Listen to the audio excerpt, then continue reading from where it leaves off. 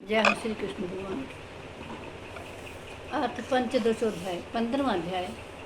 संस्कृत के गूढ़ श्लोकों का अर्थ कई बार हमें समझ में नहीं आता, इसीलिए मैंने आपको हिंदी में भगवत गीता जी का पाठ पढ़कर सुनाया है और आज मैं आपको 15वां अध्याय पढ़कर सुनाऊंगी।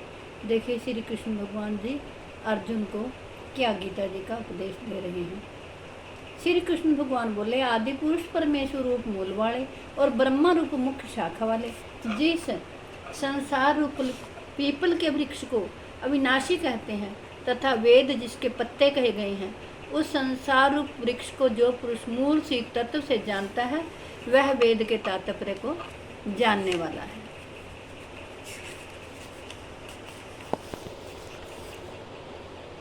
जाओ। उस संसार वृक्ष की तीनों गुणों रूप जल के द्वारा बढ़ी हुई एवं विषय भोग रूप कोपलों वाली दैव मनुष्य और तिरक आदि योनि रूप शाखाएं नीचे और ऊपर सर्वत्र फैली हुई हैं तथा मनुष्य लोक में कर्मों के अनुसार बांधने वाली अहंता ममता और वासना रूप जड़ें भी नीचे और ऊपर सभी लोकों में फैली हुई हैं, व्याप्त हो रही हैं। इस संसार वृक्ष का स्वरूप जैसा कहा है वैसा यहाँ विचार काल में नहीं पाया जाता, क्योंकि ना तो इसका आदि है और ना अंत है तथा ना इसकी अच्छी प्रकार से स्थिति ही है। इसलिए इस अहंता ममता और वासना रूप अति दृढ़ मूलों वाले संसार रूप पीपल के वृक्ष को दृढ़ वैराग्य रूप शस्त्र द्वारा काट कर इसके पश्चात उस परम पद परमेश्वर को भली भांति खोजना चाहिए, जिसमें गए हुए पुरुष फिर लौट कर संसार में नहीं आते और जिस परमेश्वर से यह पुरातन संसार वृक्ष की प्रवृत्ति विस्तार को प्राप्त हुई है, उसी आदि पुरुष नारायण के मैं शरण हूँ। इस प्रकार दृढ़ निश्चय करके उस परमेश्वर का मनन और निधि ध्यासन करना चाहिए, जिनका मान और मोह नष्ट हो गया है, जिन्होंने आसक्ति रूप दोष को जीत लिया है, जिनकी परमात्मा के स्वरूप में नित्य स्थिति है और जिनकी कामनाएं पूर्ण रूप से नष्ट हो गई हैं, वे सुख दुख नामक द्वंद्वों से मुक्त ज्ञानी जन उस अविनाशी परम पद को प्राप्त होते हैं।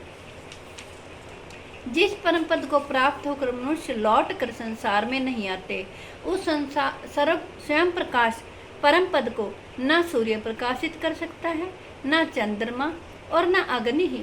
वही मेरा परम धाम है। इस देह में यह जीवात्मा मेरा ही सनातन अंश है और वही इन प्रकृति में स्थित मन और पांचों इंद्रियों को आकर्षण करता है। वायु गंध के स्थान से गंध को जैसे ग्रहण करके ले जाता है, वैसे ही देह आदि का स्वामी जीवात्मा भी जिस शरीर का त्याग करता है, उससे इन मन से इंद्रियों को ग्रहण करके फिर जिस शरीर को प्राप्त होता है उसमें जाता है। यह जीवात्मा श्रोत्र चक्षु और त्वचा को तथा रसना घ्राण और मन को आश्रय करके अर्थात इनके सब के सहारे से ही विषयों का सेवन करता है। शरीर को छोड़कर जाते हुए को अथवा शरीर में स्थित हुए को अथवा विषयों को भोगते हुए को, इस प्रकार तीनों गुणों से युक्त हुए को अज्ञानी जन नहीं जानते।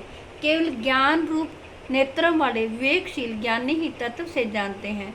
यत्न करने वाले योगी जन भी अपनी हृदय में स्थित इस आत्मा को तत्व से जानते हैं, किंतु जिन्होंने अपने अंतःकरण को शुद्ध नहीं किया है, ऐसे अज्ञानी जन तो सब यत्न करते रहने पर भी इस आत्मा को नहीं जानते।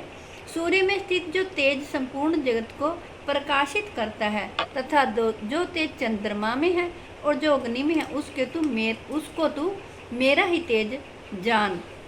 और मैं ही पृथ्वी में प्रवेश करके अपनी शक्ति से सब भूतों को धारण करता हूँ और रस रूप अर्थात अमृत में चंद्रमा होकर संपूर्ण औषधियों को अर्थात वनस्पतियों को मैं पुष्ट करता हूँ। श्री कृष्ण भगवान कहते हैं, मैं ही सब प्राणियों में के शरीर में स्थित रहने वाला प्राण और पान से संयुक्त वैश्वानर अग्नि रूप होकर 4 प्रकार के अन्न को पचाता हूँ। प्रभु कहते हैं, मैं ही सब प्राणियों के हृदय में अंतर्यामी रूप से स्थित हूँ तथा मुझसे ही स्मृति ज्ञान और अपोहन होता है और सब वेदों का द्वारा मैं ही जानने योग्य हूँ तथा वेदांत का कर्ता और वेदों को जानने वाला भी मैं ही हूँ। इस संसार में नाशवान और अविनाशी भी ये दो प्रकार के पुरुष हैं। इनमें संपूर्ण भूत प्राणियों के शरीर तो नाशवान और जीवात्मा अविनाशी कहा जाता है। इन दोनों से उत्तम पुरुष तो अन्य ही है, जो तीनों लोकों में प्रवेश करके सबका धारण पोषण करता है।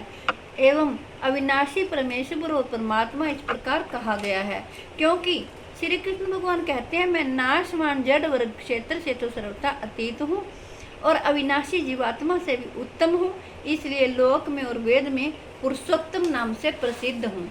श्री कृष्ण भगवान कहते हैं, हे भारत, जो ज्ञानी पुरुष मुझको इस प्रकार तत्व से पुरुषोत्तम जानता है, वह सर्वज्ञ पुरुष सब प्रकार से निरंतर मुझ वासुदेव परमेश्वर को ही भजता है। श्री कृष्ण भगवान कहते हैं, हे निष्पाप अर्जुन, इस प्रकार यह अति रहस्युक्त गोपनीय शास्त्र मेरे द्वारा कहा गया है।